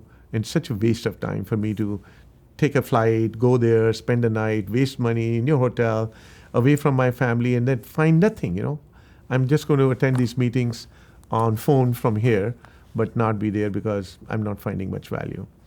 So he accepted that, but yeah, those were interesting times. And I didn't last there for too long either. Yeah. Because, I tell you one thing. Once you get a taste of a startup and entrepreneurship and the freedom that it brings to do things that can change the world, at the same time be very demanding, But there's a lot of freedom of time and creativity, and nobody's really dictating to you things. It is very, very, very, very hard to go back into a corporation and work for a very organized structure again. So there was no way in my life I would have worked even in Broadcom, and I was out of there very fast. And then I pursued my calling in my life, because I'm from India. I grew up there. For $2 a month, I was my fee for going to college. And I said, look, I'm here because of foundation my country has laid for me. What have I given back to them? So I searched hard. I looked into a variety of different opportunities I could do for India. Eventually, I settled on starting what was not present at that time in 2002, 2006 timeframe, over those 4 years, venture capital and startups. So I started doing startups in India. Today, India is the third largest startup community in the world. And it was very, very interesting because people are very smart, and that's why I went there. I knew once they get a hang of what this whole thing is and what Series A, B, C, D is, what the seed series, what the step up and valuations are, and how you go public and how you get merged and acquired. If you get the whole lingo into their minds, they will do fantastic job and they will be on their own, which they are. And that's what we did. We were, a handful of us were pioneers during that era. Me and about 4 or 5 other venture capitalists, mostly from US, mostly from Silicon Valley, mostly practically knowing each other, all of us, who took $150, $200, $250 million, set up those companies, and gave it a head start and created an ecosystem. And today it's quite a thriving ecosystem in India. Yeah. So that was your incubator, New Path. Yes. And the Indo-US Venture Partners. Yes. First I did New Path, which was more of the R&D will be done in India and all the business will be done here. And there were only 4 companies there. And as New Path was doing well, it became apparent that India could be an opportunity. And then I spoke with the NEA, which was one of the biggest beneficiary of Silicon Spice sale for $1.2 billion. They alone said that one of their fund was completely bailed out by a single investment at Silicon Spice. So they had promised me, Dick Kremlich, late Kremlich, he's no longer there, had promised me that, hey, if you ever want to do something else, I'll support you. And I went back and talked him into supporting me for this venture capital thing, which was somewhat hesitant, but he did. He was a gentleman and kept his word. And for a good cause, he said, I'll let you go. And luckily for us, we were able to return the fund and profits on top, because we hit few of these companies like Flipkart, Snapdeal. What became more popular in India during my era of investing was e-commerce. Became very big thing, like Amazon was here. So that companies became multi-billion-dollar companies, and our stakes became worthwhile, that we were able to, get our returns. Are you still active in No, not in that fund. I'm active only because there's one company that still is a straggler left out, and every month it looks like next month will be gone, but something or other happens. But no, that doesn't require activity. It's just that trying to manage a proper exit so that all the LPs get their monies back and close their books and go home.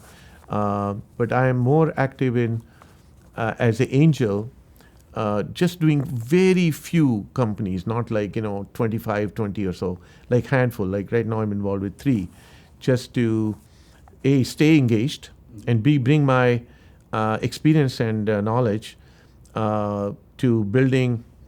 For example, now AI GPU is a big thing, AI accelerator is a big thing. So helping a team of people to build what may become a very important inference machine, chips, I'm quite involved with helping them. And these are, new first-time CEOs and founders who need help with all aspects of what does it take to raise money, how do you structure it, every aspect of it. So I do that. Okay, so that's your still involvement in. Yeah, I'm still involved in that. And the other thing I'm involved in, as you know, I got Padma Bhushan, Yes. which is I was going to bring that up. one That's of the new award. third highest civilian award in India. There are only 2 awards above it. For last 10 years or so, not only I pioneered the venture capital in India, but then I convinced the government of India to, even though they're 50 years too late, to get into semiconductors. because that's an important field to be in. And right now, even more important than I realized then, because now with ChatGPT and GPU and all that, it's important to do that. So the country laid out $30 billion, and so we are investing that money into bringing fabs into India, packaging and testing facilities into India. Big names like Micron are already there. So I'm quite actively involved on a pro bono basis, on a volunteer basis, on a goodwill basis to help my country and the government to really gradually now get into AI and deep tech in general. So I'm getting deeper and deeper involved. It takes up quite a bit of my time to make sure what kind of strategy, what kind of vision, where should we be heading. Because the government generally is not savvy about technology. You know, they run what they run. And so I am behind the scene helping quite a bit. So, have they built out the infrastructure capable of supporting the semiconductor business? Like, no more power outages, no That's more right. rolling power outages. Exactly. In fact, dedicated power stations. In fact, we even have created a cluster of fabs with dedicated airport. We said we can't even have you go through various airports, and custom man may just say, hey, I'm not sure what's suspicious, let's leave it there for 2 weeks. We can't afford it. The wafer has to go within 2 hours. So the airport has to be right next to the fab. So the whole thing has been really designed in a very proper way. So I don't know, 30,000 acre has been set aside just to allow this type of activity to happen next to the ocean, next to the water. So all those activities, power interruption is criminal. You'll lose your entire output. I think they're smart people. What has happened is there's been so much emphasis in last 20, 30 years, 20 years especially, I would say 25, on software, or maybe 30, starting a Netscape browser and all that people forgot semiconductor. Actually, semiconductor almost went by the wayside. Till recently, the GPUs have given rebirth to semiconductors again. Because they take up lots of silicon. Exactly. They take up a lot of silicon, and semiconductors are a very capital intensive, harder problem to solve than the software, in my opinion. And software industry is far more lucrative. Your time to money and return on money is much faster than it will be in the capital. So naturally, people are drawn to more lucrative trades. So in India also, there was a shortage of semiconductor engineers, not in design, but in fabrication. So one of the other things I'm doing, at least with my alma mater, is to start programs, graduating students. First batch is coming out next year. 4 years ago, I contributed some money, but more importantly, my knowledge into what curriculum, what books, what kind of professor should be teaching, what courses, and get 30 students to first come out of the pipeline and see how we can grow more and more of those. Yeah, that's a challenge even in the United States as well. Yes, it's a big challenge. US has also big challenge, and Taiwan has big challenge. They have very limited number of people. Actually, it's a worldwide challenge. And Europe somewhere dropped the ball on semiconductors altogether, and Japan did too after Korea took the ball and ran with it. But now Japan is coming back. Europe is trying to come back. Taiwan is. India is trying to at least, I'm saying, create 80,000 engineers, because you may not only need it in India, you may have to have them just like the software people going across the world. They may go across the world to serve other countries' needs also. Yep. It's a worldwide problem. Yeah, it is a worldwide problem. But it's also an opportunity. Absolutely. Yeah. So this is a great award you got. Why were you selected? I'm going to assume I was selected, of course, because of the contribution to Pentium and the computing industry, which was worldwide, not just in USA, but even India benefited from. But more importantly, I think also for the work that I'm doing as a service to the government of India is somewhat an acknowledgement of saying, hey, we appreciate somebody flying out here at his own expense, living at his own expense, and doing all these things without ever asking for a penny, but only with a goodwill in his mind. So I'm assuming that's part of it. But I don't think there's any written criteria anywhere where all these boys sit down and decide. Voice it, why? Yeah. All right. So, and we just talked about. So you see still a lot of opportunities in semis, and the technologies related to AI. Absolutely. And there's still a tremendous amount of need for more engineers and more semiconductor process. Absolutely. And all factors. All factors, all the way to from 2 nanometer to 1 nanometer. If you can go even below that, someday that'll be nice to see. I think one of the biggest thing that AMD's contribution to the industry, in my mind, Mark Peppermas and Lisa, is I think part of it. This is my thesis. I don't know how true it is, that AMD was have-nots, and the have-nots had to be more creative to figure out how to survive.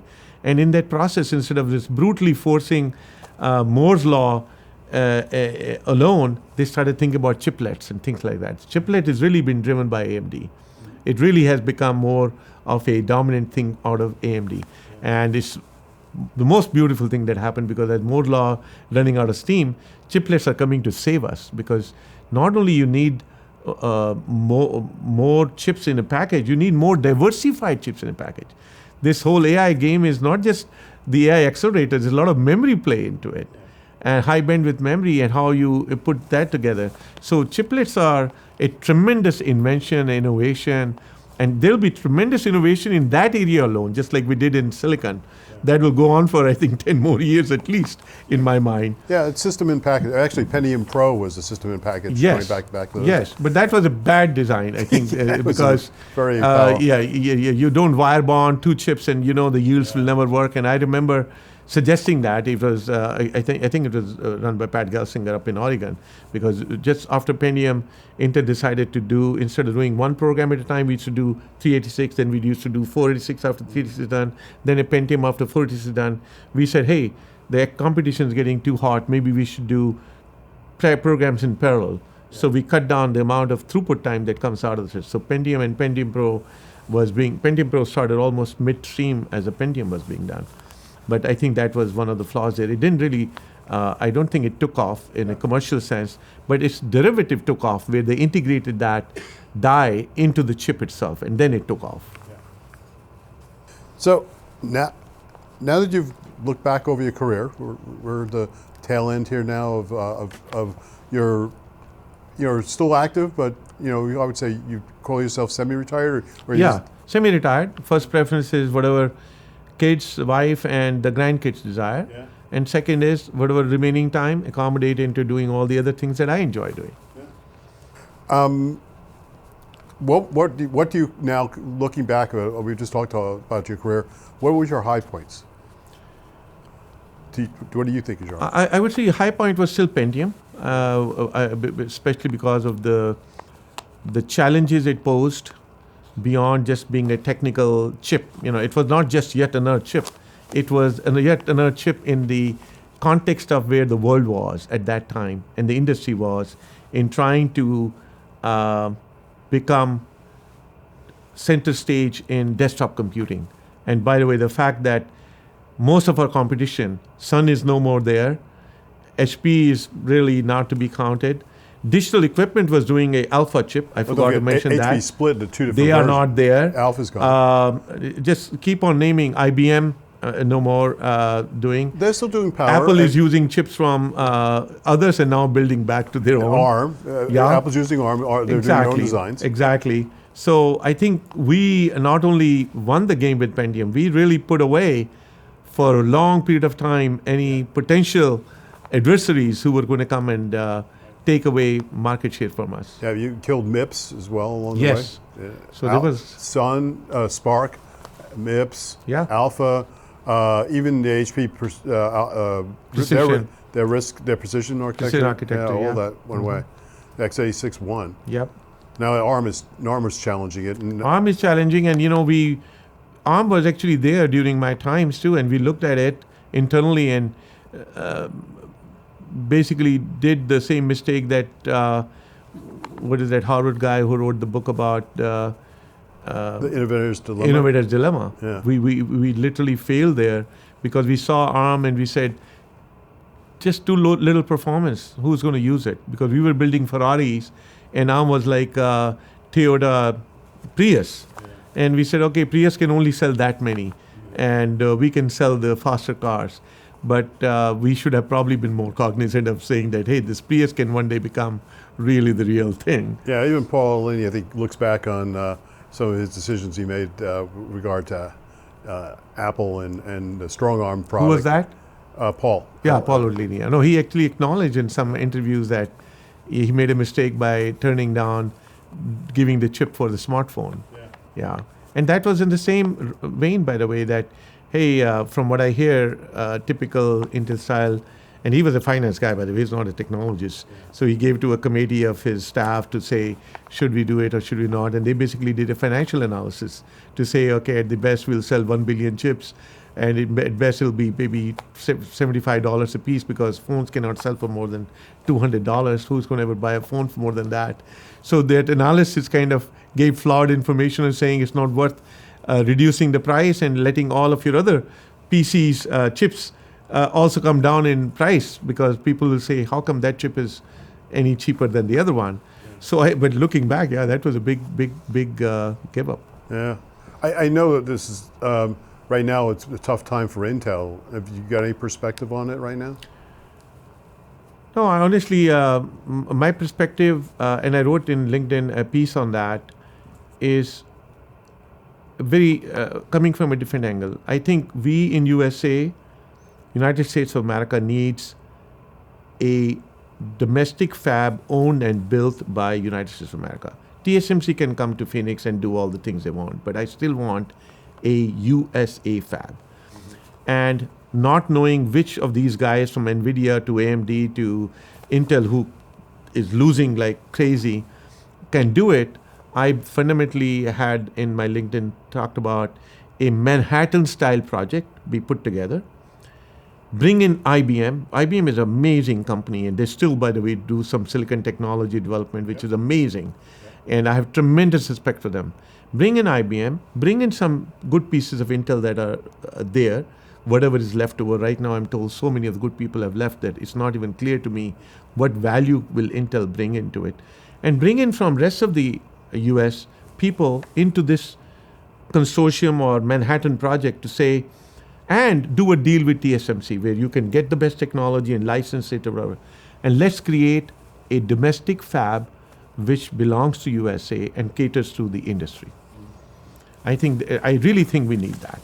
And if Intel could have stepped out and built a fab like that with an Intel name on it, that would be fantastic. It could go on for another 100 years. But it looks like I was reading even the 18A process that was much touted to be the savior.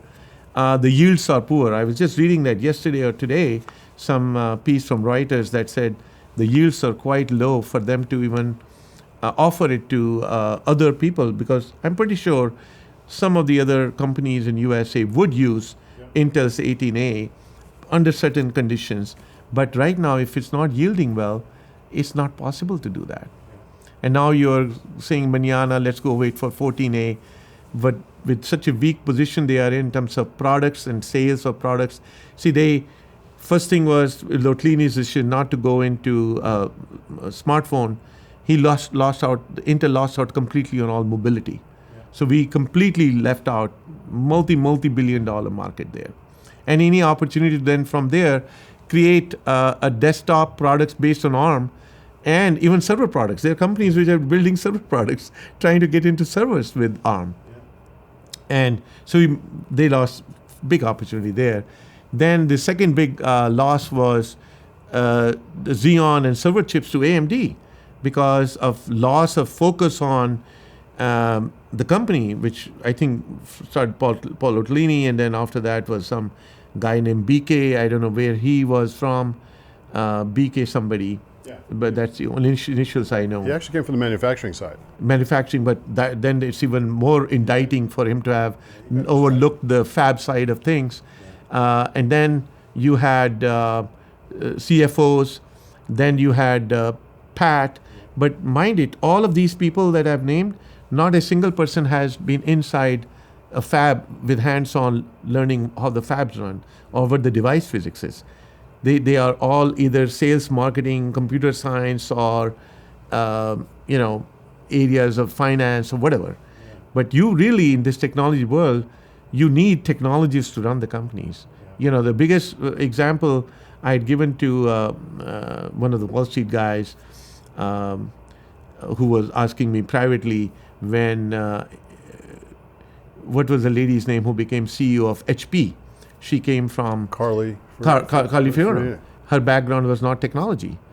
She was anthropologist or something like that. And I knew that's not going to work. And it didn't work. You cannot, in technology world, you need to have at the top drivers who are technology savvy. They don't have to be in depth into the experts who are surrounding them, but they need to ask all the right questions. So they have to have familiarity with what's being done here. You can't be totally oblivious to that.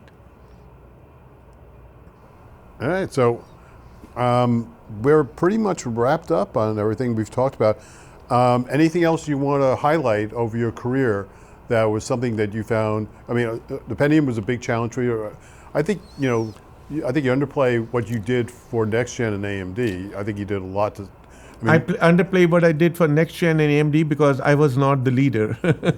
I let the leader take all the claim, even though a lot of that claim does belong to me. Yeah. But I would not try to step into that. But I know things like Pentium is mine. 46, I took over halfway, still brought it to life and made it as successful as it was. I take some claim on that. 386 I didn't do, but that was my starting wicket there. I think the other thing was this task force was a turning point for Intel. Had it stayed at half a die per wafer or one die per wafer, I remember Gordon Moore coming to Livermore, and there was a meeting in a conference room, and he showed a grim picture that Intel may have to shut down if you guys don't figure out how to get these yields up. You know, when you hear a statement like that from a godlike man that you worship, you really can't sleep at night saying, wow, this is really serious. You got to go fix that. Yeah. And we did. And I think that's what they needed. When they fell behind in Intel on 10 micron, in whatever technology they were doing and the leakage was there, they needed a task force. But to do the task force, they needed technologist people on the task force who understand what's going on.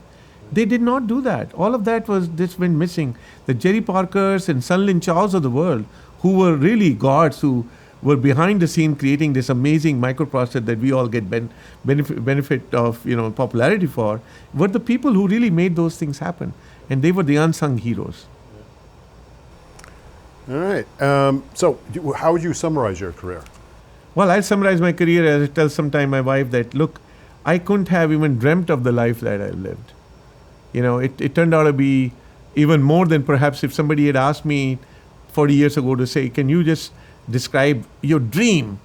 And let's say if that dream comes true, I think my dream I would have described would have been lesser than the dream that actually I lived. So I am very happy.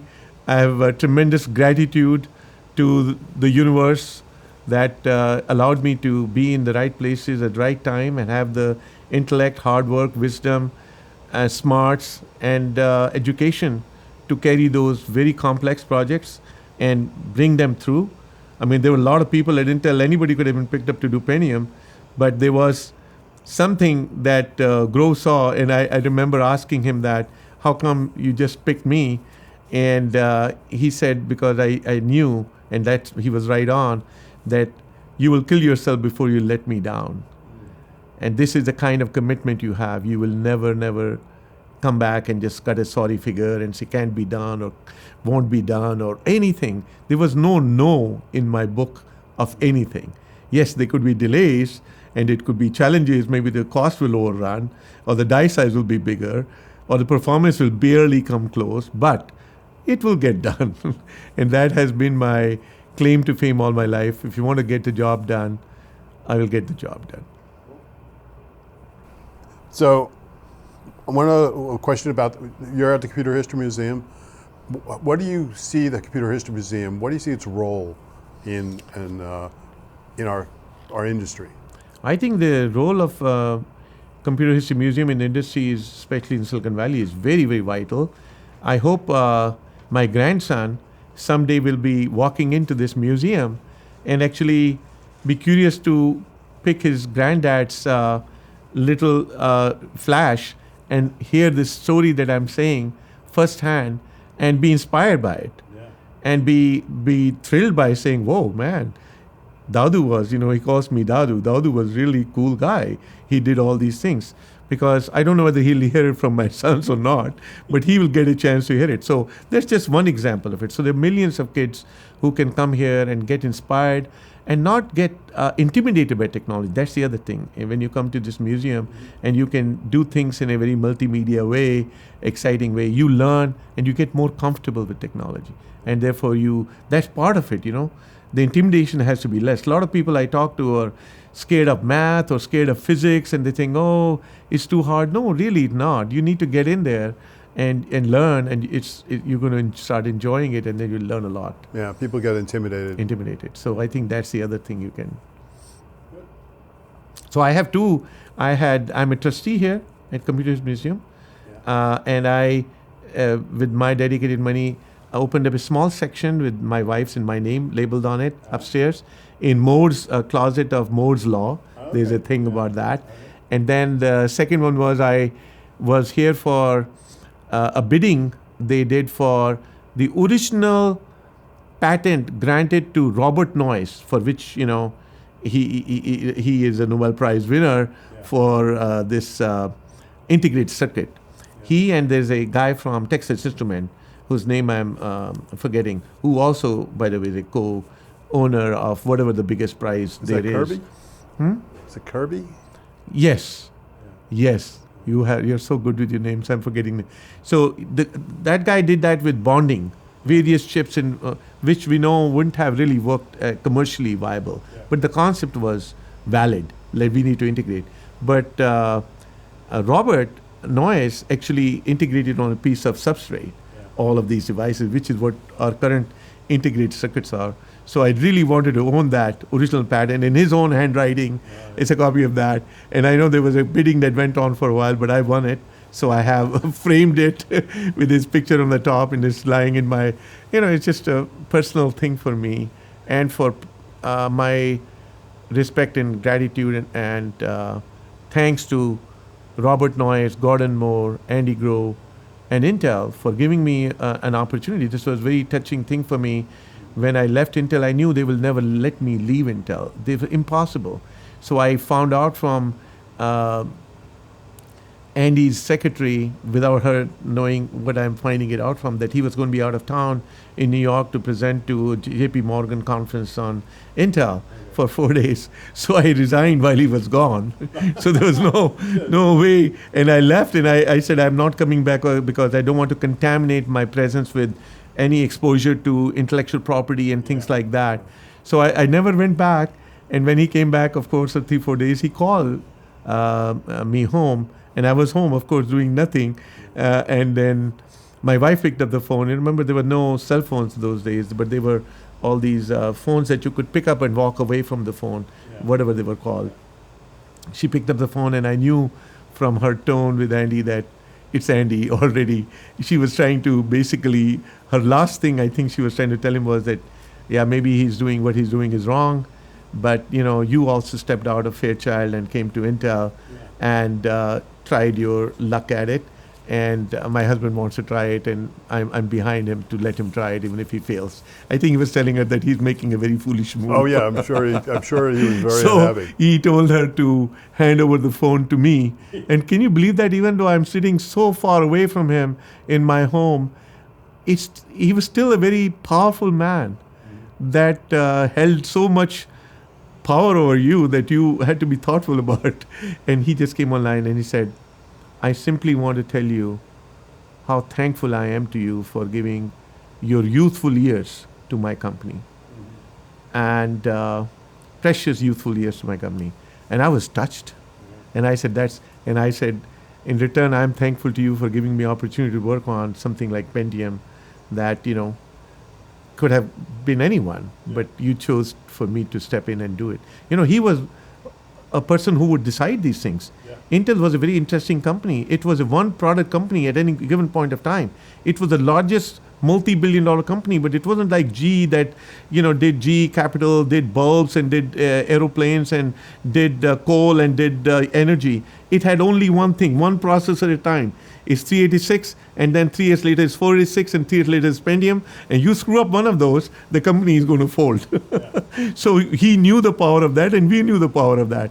That's why the burden of doing was very huge. It wasn't a simple thing. Yeah.